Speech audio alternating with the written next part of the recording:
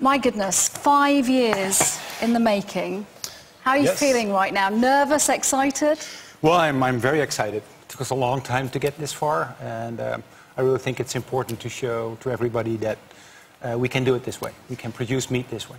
I think this test tube beef burger is a symbol, if you like, of a global recognition that with an expected 9 billion people on their planet by 2050 and increased per capita meat and dairy production, what we're looking at is a situation whereby we have a real risk of having a planet that cannot sustain the current population at the current consumption rate. There is no reason why technological solutions should not play a part in how we approach this problem. In fact, it would be irresponsible not to take into account the potential for scientists to contribute to the many solutions.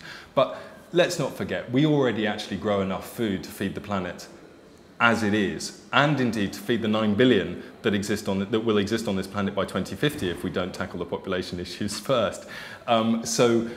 Using the resources that we have, using the production that we have in more sensible ways, namely not to waste a third of the world food supply that we do at the moment, there's no reason why scientists shouldn't also play their part. The taste itself was as juicy as meat can be.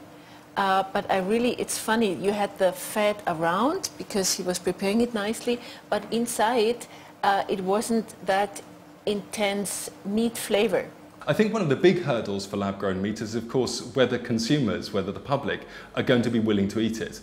And I think from that point of view, one of the things that really interests me in terms of lab-grown foods is growing livestock feed in the lab so that you can produce a protein-rich feedstuff to feed to your livestock, and they're slightly less fussy consumers than we humans are. So potentially you could have all those resource efficiency benefits that lab-grown meat has, but without the huge barrier there is to consumer acceptance of that particular product.